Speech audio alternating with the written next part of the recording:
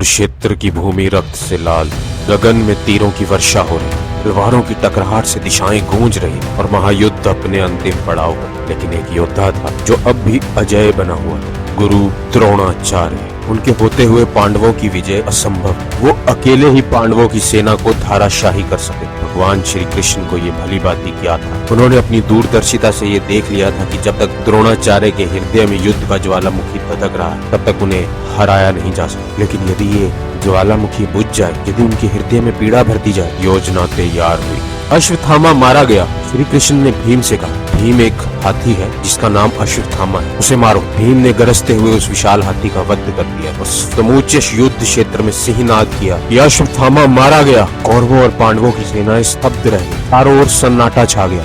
गुरु द्रोण के चेहरे पर चिंता की लकीरें उभर आई। अश्वत्थामा उनका इकलौता पुत्र, उनके जीवन का एकमात्र प्रेम, वो सच में मारा गया। लेकिन गुरु को विश्वास नहीं था। उन्होंने सीधे युधिष्ठिर की ओर रथ बढ़ाया, क्योंकि वो जानते थे कि युधिष्ठिर ने आज तक जीवन में कभी झूठ नहीं बोला। युधिष्ठिर, सत्य बताओ, मेरा पुत्र अश्वत्थामा मारा गया? युधिष्ठिर के सामने धर्म का सबसे कठिन द्वार खड़ा। वो जानते थे कि यदि वे सच बोलते हैं तो पांडवों की हार निश्चित है, और यदि झूठ बोलते हैं तो उनका संपूर्ण जीवन का धर्म धूल में मिल जाएगा। युद्ध की भूमि पर साक्षात धर्मराज खड़ा था, लेकिन आज उन्हें निर्णय लेना था। भगवान श्री कृष्ण ने संकेत दिया। युधिष्ठिर ने गहरी सांस ली, अपनी आंखें मूंदी और बोले, अश्वत्थामा हतः। अश्वत्थामा मारा गया। लेकिन फिर उन्होंने धीरे से आगे जोड़ दिया, नरोवा कुंजरोवा, यानी मनुष्य या हाथी, मैं नहीं जानता। श्री कृष्ण ने अपने दिव्य चमत्कार से ये अंतिम शब्द गुरु द्रोण के कानों तक पहुंचने ही नहीं दिए।